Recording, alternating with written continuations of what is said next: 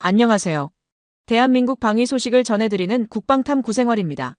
구독, 좋아요, 알림 설정 그리고 후원에 감사드립니다.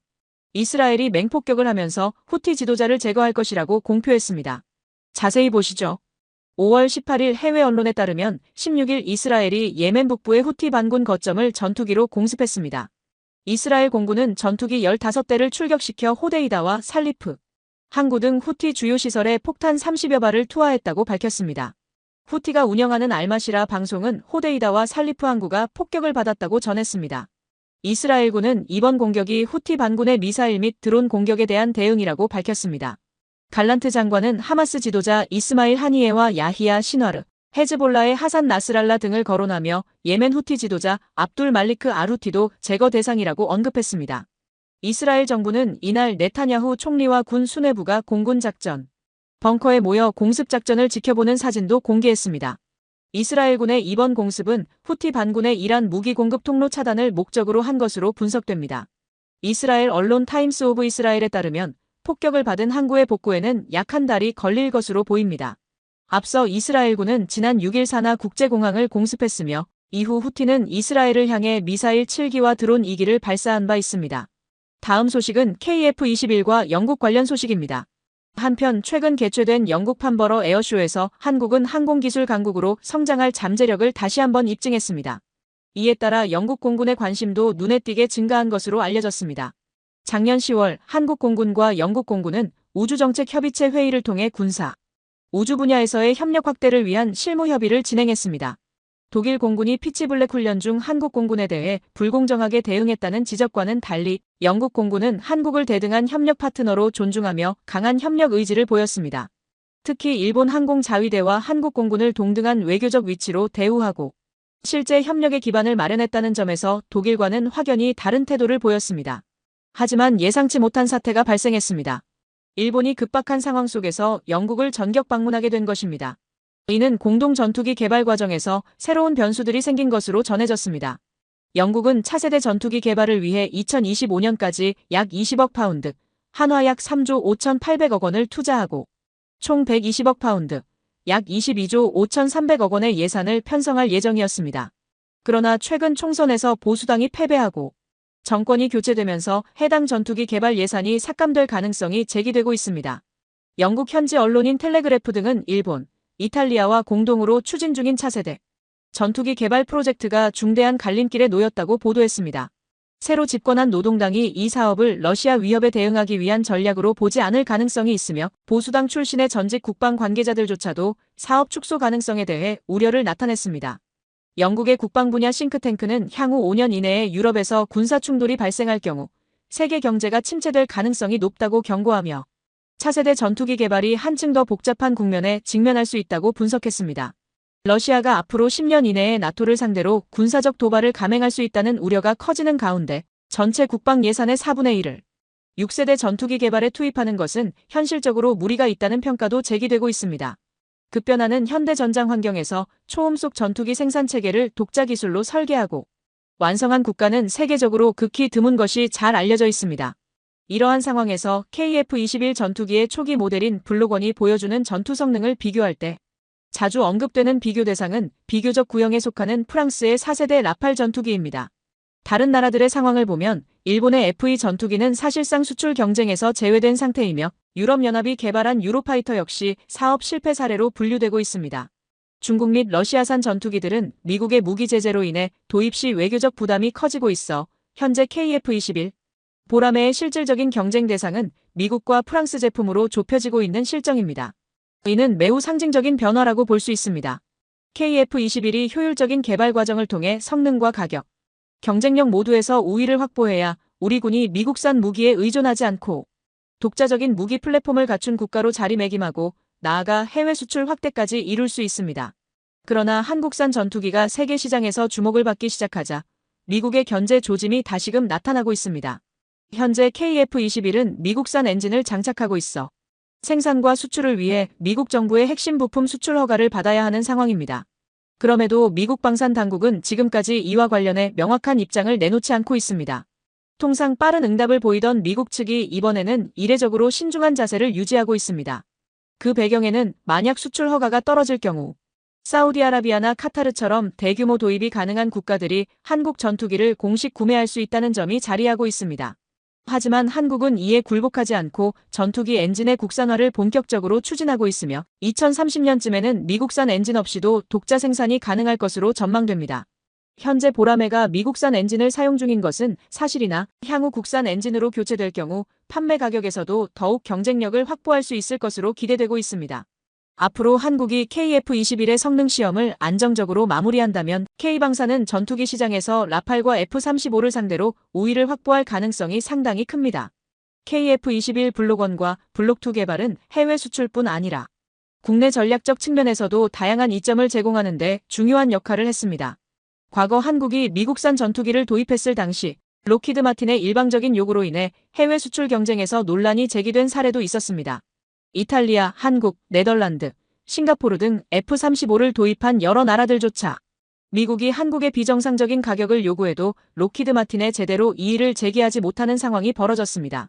미국 전투기 도입 당시 초기 구매 비용은 전체 예산의 30%에 불과했지만 정비 및 유지 비용이 70%를 차지해 구매보다 유지에 더 많은 예산이 소요되는 구조였습니다. 또한 미국 측은 기술 유출 방지를 이유로 한국이 전투기 내부를 자율적으로 점검하거나 해체하지 못하도록 봉인 스티커를 부착했고 이를 훼손할 경우 한반도 내 수리조차 거부하는 사태도 발생했습니다. 현재 일본 내부에서는 영국의 이탈 가능성에 대한 충격이 커지고 있으며 일부 일본 네티즌들 사이에서는 한국산 전투기가 더 경제적이고 한국 기술을 수용하면 일본의 기술 개발 일정을 최소 10년 앞당길 수 있다는 의견이 제기되고 있습니다. 이에 따라 일본은 독자 개발을 고수하기보다는 실질적인 대안으로 한국산 전투기 도입을 고려해야 한다는 주장이 힘을 얻고 있습니다. 한편 인도의 유명 방산 유튜버는 인도 정부가 차세대 전투기 도입을 검토하고 있으며 후보 기종으로 F-35, 수호이 57, 그리고 한국의 KF-21이 포함돼 있다고 전했습니다. 인도는 이미 한국산 K9 자주포를 대규모로 도입해 중국을 견제한 바 있고 자국의 5세대 전투기 개발을 포기한 이후 급속히 성장하고 있는 KF-21의 도입 가능성을 진지하게 고려하고 있다는 보도도 이어지고 있습니다. 판버러 에어쇼에서 KF-21의 첨단 모형이 공개된 이후 유럽 각국에서도 KF-21의 우수한 가성비에 대한 관심이 빠르게 확산되고 있습니다. 이번 에어쇼를 계기로 다수 국가들이 KF-21을 자국의 전투기 도입 후보 기종으로 포함시키기 시작한 것으로 전해졌습니다. 영국과 일본이 함께 추진하던 차세대 전투기 개발이 중단될 가능성이 제기되면서 일본은 영국이 프로젝트에서 빠질 경우 사우디아라비아를 새 협력국으로 검토하고 있다는 분석도 나왔습니다. 하지만 사우디는 이미 한국과 함께 KF-21 공동 개발을 포함한 대형 프로젝트를 진행하고 있어 일본의 제안에는 별다른 관심을 보이지 않고 있는 것으로 알려졌습니다. 사우디는 과거 지켓 프로젝트 참여를 희망했지만 일본의 반대에 막혀 무산된 경험이 있으며 이번에는 오히려 영국의 이탈 가능성으로 인해 일본의 차세대 전투기 개발 계획 자체가 위기를 맞고 있습니다. 사우디아라비아는 한국 항공우주산업과 손잡고 차세대 전투기 및 인공위성 제작을 아우르는 통합 계약 논의를 진행하고 있는 것으로 전해졌습니다. 카이의 고위급 인사에 따르면 사우디는 최신 중형 위성에 대한 기술 공유와 자국 내 생산 역량 제고를 위한 협력 연구를 정식으로 요청한 것으로 알려졌습니다. KF-21 기반의 6세대 전투기와 중형 위성 공동 개발을 포함하는 복합 계약이 명확히 거론된 것은 이번이 최초이며 수출 전용인 KF-21SA 모델이 사우디 특화형으로 진화할 전망도 커지고 있습니다. 한화에어로스페이스는 판버러 에어쇼에서 국산 고성능 항공기 엔진 시제품을 최초로 선보이며 이 엔진이 장차 KF-21 블록3에 장착될 예정이라고 발표했습니다. KF-21은 블록3 단계에서 고속 데이터 통신, 극초 음속 유도탄, 광학 무기 시스템 등을 통합해 6세대 전투기로의 도약을 목표로 하고 있습니다. 공개된 엔진은 KF-21에 사용 중인 F-414와 외형이 비슷하지만 15,000파운드를 초과해 18,000파운드급의 출력을 지향하고 있으며 향후 추가 성능 향상도 기대되고 있습니다. 현재 추진 중인 섭씨 약 2,000도 내열 복합 소재 연구는 2025년 완료를 목표로 진행 중이며 이를 바탕으로 엔진 성능 향상도 가능할 것으로 보입니다. 사우디와 협업 중인 차세대 전투기 기술 공동 개발 외에도 항공전력통신망과 육지, 기반 군사 위성 프로젝트도 병행 중이며 약 200여 기의 위성이 사우디로 공급될 가능성이 제기되고 있습니다. 이와 같이 전투기뿐 아니라 우주항공 부문까지 협업 범위가 넓어지며 한국의 전투기 산업은 더욱 강력한 성장 동력을 갖추게 되었습니다. 6세대 전투기 연구에는 약 22조 원 규모의 대규모 예산이 투입되며 이에 따라 다수의 국가들이 단독 개발 대신 다국적 협업 방식을 택하고 있는 실정입니다. 한국은 차세대 전투기 사업을 신속히 전개하기 위해 아랍에미리트와 사우디 등 주요 산유국의 요구를 면밀히 파악해 전략에 반영했습니다. 이 과정에서 한국은 중동 지역 국가들에게 공동 전투기 개발을 제안했으며 KF-21 블록3 및 6세대 기종은 타국 대비 낮은 예산과 우수한 기술력을 동시에 갖춘 모델로 주목받고 있습니다. 아울러 신속한 제조 체계를 갖추고 있다는 점도 한국이 가진 주요한 경쟁 요소로 작용하고 있습니다. 6세대 기체 개발은 기술 발전 외에도 장기적 자금 조달이 중요한데 한국은 사우디의 재정 참여를 통해 안정된 추진 여건을 확보했습니다. 미국마저도 차세대 전투기 예산 마련에 난항을 겪고 있는 가운데 한국은 중동 국가들과의 연계를 통해 확실한 투자 기반을 구축하는 데 성공했습니다. 과거 인도네시아와의 협력에서 발생한 문제를 되풀이하지 않기 위해 한국은 신뢰도 높은 중동 지역 국가들과의 연계를 통해 빠르게 자금을 마련하는 전략을 채택했습니다. 이러한 선택 덕분에 가장 늦게 6세대 전투기 개발에 착수했음에도 불구하고 한국은 오히려 가장 앞서 개발을 마무리할 수 있는 가능성을 확보했습니다. 이 같은 분위기 속에서 최근 영국도 한국과의 기술 협력을 고려하며 조심스레 협업 여지를 탐색하고 있는 상황입니다. 일본이 교류를 시도했던 사우디아라비아와 영국 양국 모두 현재는 한국의 항공 전력 기술 수준을 높이 평가하며 공동 개발 의향을 명확히 드러내고 있습니다. 대한민국의 방위 산업은 기존의 지상 전력뿐 아니라 항공 전투 분야에서도 뚜렷한 성과를 나타내고 있습니다. KF-21 기체의 국내 부품 사용률은 70%를 상회하며 추진 장치 탐지, 레이더 전자전 시스템 등 주요 기술 요소 또한 국내 기술로 자립한 상태입니다. KF-21 양산 체계가 본격화되면서 내수와 해외 수요 모두 점진적으로 증가하고 있습니다. 제조 설비 확장과 함께 스마트 공정 기술이 적용되며 KF-21의 조립 효율성도 현저히 개선되고 있습니다. 이 조립 체계는 패스트 체인 구조를 기반으로 설계되어 있어 최대 400기 이상을 안정적으로 제조할 수 있는 환경을 갖추고 있습니다. 현재 국산 전투기에 대한 해외 구매자들의 문의가 폭발적으로 증가하고 있으며 추가 계약이 성사될 가능성도 매우 큰 것으로 관측되고 있습니다. 국내 무기체계 전문가들은 KF-21의 대당 생산 비용을 약 950억 원 선으로 보고 있으며 미국의 F-35에 비해 80% 이상 높은 가동 효율을 유지하면서도 운영 및 정비 비용은 절반 이하로 절약될 수 있다고 판단하고 있습니다. 이러한 경제적 효율성은 KF-21의 핵심 경쟁 요소 중 하나로 평가되며 자동화된 생산 기반과 우수한 운용 신뢰성이 그 근거로 작용하고 있습니다. KF-21이 세계 방산 시장에서 주목받는 또 하나의 이유는 한국이 미국 방산 기업에 의존하지 않고 독자적으로 전투기를 기획하고 제조할 수 있는 기술적 역량을 갖췄기 때문입니다. 과거 미국산 기종을 도입할 당시 여러 제한 사항이 존재했지만 KF-21의 독립 개발을 통해 완전한 방위 주권 확보가 가능한 기반이 마련됐습니다. 현재 한국은 미국 업체의 영향력에서 벗어나 자국 전투기를 자율적으로 운영하고 안정적인 운용률을 유지할 수 있는 독립적 위치를 굳히고 있습니다. 한편 한국의 군사 장비는 꾸준히 고도화되며 세계 최상위 수준으로 빠르게 도달하고 있습니다. 최근 열린 사천 국제 에어쇼에서 국방과학연구기관은 국내 최초로 초음속 공대지 미사일 실물 시제품을 일반에 공개했습니다. 관련 관계자는 이 초음속 공대지 무기가 전술용과 전략용 두 가지 방식으로 개발되고 있으며 최대 사거리는 약 500km에 이를 것으로 예상된다고 전했습니다. 아울러 이 기반 기술을 바탕으로 장거리 공대공 미사일 체계도 일정 수준까지 개발이 진척되고 있다는 설명도 덧붙였습니다. 몇 개월 전 같은 사천 에어쇼에서 선보인 초음속 공대지 미사일은 한국산 무기의 글로벌 수출 경쟁력을 높여줄 주요 기술로 주목받고 있습니다. 해당 미사일은 전투 항공기에서 발사되어 300km 떨어진 주요 지상 목표를 정밀하게 타격하도록 설계된 장거리 유도 무기입니다. LIGN-X1이 개발 중인 천룡 미사일은 독일의 타우러스와 유사하게 전략 타격 임무를 수행하지만 초음속 비행이 가능하다는 점에서 뚜렷한 차이를 보입니다. 마하 2.5에 달하는 속도로 날아가는 이 무기는 5분 이내에 300km 거리의 목표물을 명중시킬 수 있어 사실상 요격이 거의 불가능한 고위력 무기체계입니다. 이 초음속 유도탄은 국산 경공격기 FA-50에 탑재할 수 있도록 무게를 줄이고 설계를 최적화한 경량 구조를 갖추고 있습니다. 초고속 비행을 구현한 주요 원천 기술은 덕티드 램제트 엔진으로 해당 기술이 극한 속도 구현에 중요한 역할을 담당하고 있습니다. 타우러스와 달리 비행 도중 탄두 무게를 줄여 기동성을 높이는 설계를 적용해 유연한 작전 운용이 가능하도록 구조적 이점을 확보하고 있습니다. 제트 추진과 로켓의 장점을 결합한 이 동력 시스템은 별도의 산화제를 사용하지 않고 공기 중 산소를 직접 흡입해 연소한 뒤 램제트 방식으로 추력을 생성하는 메커니즘입니다. 산화제를 쓰지 않기 때문에 연소 시간이 길어지고 기존의 제트 방식보다 더 빠른 비행이 가능하며 전체적인 설계는 오히려 간결하게 구성됩니다. 이 추진 기술은 미티어 공대공 미사일에도 활용된 방식으로 개발 난도가 매우 높은 차세대 핵심 기술로 평가받고 있습니다. 실제로 미티어 미사일을 개발한 유럽 방산업체 MBDA도 이 무기 체계를 완성하는 데 약 15년의 시간이 소요됐습니다. 초음속 공대지 유도 무기에는 다기능 통합 구조가 적용되어 제작 비용을 낮추고 개발 효율성과 운용의 편리성을 극대화했습니다.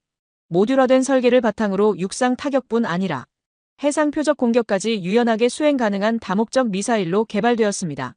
목표물을 식별하고 추적하는 탐색기는 레이더 시스템과 전자광학 장비를 결합한 복합 센서를 탑재해 악천후나 전자전 상황에서도 정밀 조준이 가능하도록 구성됐습니다. 이번 항공 박람회에서 공개된 초음속 공대지 유도탄은 대량 양산형이 아닌 시험용 시제품입니다. 전시된 모델은 테스트를 위해 제작된 형태로 항공기 장착과 실제 비행 시험을 위한 소프트웨어 및 장비 개발에 큰 예산이 필요하기 때문에 실배치 전 단계의 실물 크기 및 중량 기반으로 제작된 평가형입니다. 이 초음속 유도 무기는 2022년부터 국방기술연구기관의 주도로 개발이 시작되었으며 2025년부터 FA-50 기체를 활용한 3차례의 비행 실험이 계획되어 있습니다. 한화에어로스페이스 등 국내 유수방산 업체들이 시제작에 참여했으며 실기체 비행 검증은 카이가 주관하는 통합 운용 과정에서 FA-50을 통해 수행될 예정입니다. 현재 FA-50을 운용 중이거나 도입을 고려하고 있는 여러 국가들 역시 이 초음속 공대지 미사일에 대해 높은 관심을 보일 것으로 예상됩니다. 이 미사일이 FA-50에 장착되면 해당 전투기의 실전 운용 능력은 한층 더 강화될 것으로 기대되고 있습니다. 서방권 항공기 중 초음속 공대지 미사일을 실전 배치할 수 있는 기종은 프랑스의 라팔이 있지만 핵무기 탑재 가능성 때문에 수출에 제약이 따른다는 한계가 있습니다. KF-21과 FA-50 모두 초음속 공대지 미사일을 운용할 수 있게 된다는 점은 두 전투기의 수출 경쟁력을 높이고 전투력 자체를 끌어올리는 핵심 요소로 평가받고 있습니다. 조만간 폴란드의 주요 매체들도 이와 관련된 소식을 다룰 것으로 보이며 FA-50의 중거리 공대공 무장 탑재 문제 역시 이번 미사일 개발을 계기로 일정 부분 해소될 수 있을 것으로 전망됩니다. 이번에 개발된 초음속 공대지 무기는 F-16 전투기에서는 사용할 수 없었던 무장 체계를 구현했다는 점에서 실전 운용 측면에서도 뚜렷한 차별성을 보여줍니다. 최근 미국 언론사 CNN은 한국이 4.5세대 KF-21 보람의 전투기를 선보이며 세계적 초음속 전투기 제작국 반열에 올랐다고 보도했습니다. KF-21은 높은 임무 효율성과 뛰어난 가격 경쟁력 덕분에 미국의 F-35보다 더 긍정적인 평가를 받고 있으며 수출 가능성도 매우 밝게 전망되고 있습니다. 특히 KF-21 전투기의 높은 국내 기술 적용률이 대표적인 강점으로 주목되고 있습니다. 현재 약 70%에 달하는 부품의 국내 제작률은 항공기 생산 경험이 상대적으로 짧은 한국에게 있어 상당히 의미 있는 성과로 평가받고 있습니다. 이러한 성과를 바탕으로 한국은 독자적 항공기 설계 능력을 보유한 국가로 자리매김했으며 초기에는 부정적인 시각도 있었지만 현재는 실전 배치를 목전에 둔 수준에 도달했습니다. KF-21 공동개발의 주요 협력국이었던 미국은 과거 한국에 대해 외교적 기술적 압박을 가했던 사례가 있었으나 이번 성공을 계기로 해당 흐름은 사실상 종료됐습니다. 한국은 독립기술 기반으로 전투기 관련 지식 재산권을 확보하면서 미국 중심의 요구에서 벗어나 자체 기술 권한을 쌓는 데 성공했습니다. 한화에어로스페이스와 두산에너빌리티 간의 협업은 항공기용 엔진 기술 확보에 결정적인 변화를 이끌어냈으며 양사는 150조 원 규모의 전 세계 항공 추진 시장을 주요 타깃으로 설정하고 있습니다. 과거 한화에어로스페이스는 K9 자주포 해외 수출 과정에서 독일 측 수출 통제 조치로 인해 일부 제약을 받은 경험이 있었습니다. 이와 같은 제약은 당시 K9에 탑재된 독일 MTU사 엔진이 전략물자 항목으로 분류되어 있었기 때문입니다. 2020년 아랍에미리트와의 K9 자주포 수출 논의가 독일 정부의 반대에 의해 무산된 사례도 존재합니다. 하지만 한화는 1000마력급 전차용 엔진을 독자 기술로 개발하면서 독일산 부품 의존을 탈피하고 자주적인 수출 체계를 구축하는 데 성공했습니다.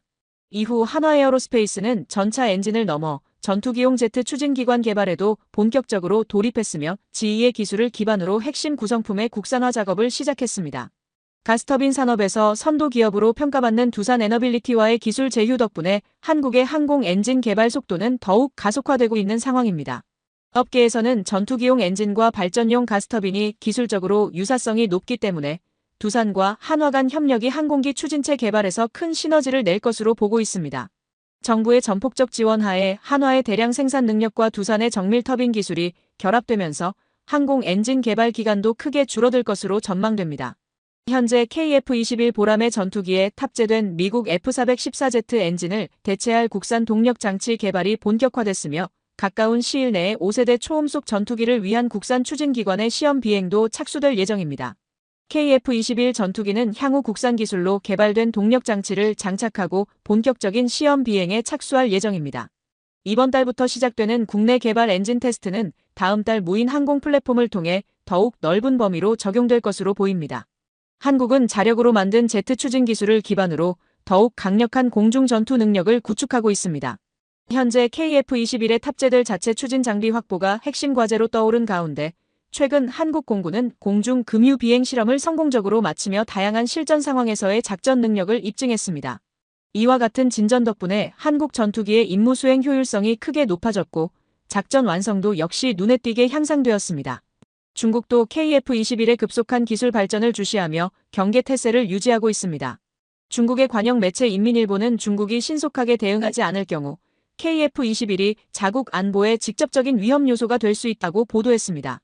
KF-21의 작전 반경이 넓어짐에 따라 한국 공군은 이제 중국 전역을 작전 범위에 포함시킬 수 있게 되었고 이로 인해 한국은 중국 입장에서도 간과할 수 없는 군사 강국으로 부상했습니다. KF-21의 실전 배치가 가까워지자 중국은 한국의 공군력이 급속히 확장되는 상황에 대해 강한 우려를 나타내고 있습니다. 이제 마지막 뉴스를 전하며 영상을 마무리하겠습니다.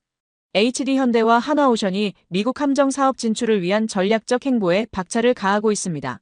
미국이 자국 조선업 부흥을 위한 협력 파트너로 한국 조선업계를 지목한 가운데 양국 간 고위급 인사들이 직접 만나 협력 방안을 논의하고 있어 K조선의 위상이 한층 강화될 것으로 기대됩니다. HD현대는 16일 정기선 수석부회장이 제주에서 제이미슨 그리어 미국 무역대표부 대표와 만나 한미 간 조선산업 협력 방안에 대해 논의했다고 밝혔습니다. 이 회담은 아시아태평양경제협력체 통상장관 회의 참석차 방한한 그리어 대표의 요청으로 이뤄졌습니다.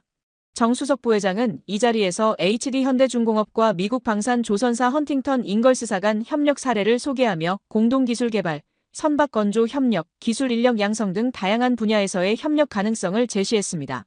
또한 미국 항만에서 사용 중인 중국산 항만 크레인의 독점적 점유율 문제를 언급하며 HD현대3호의 크레인 제조 역량을 소개하고 협력 확대 방안도 함께 제안했습니다.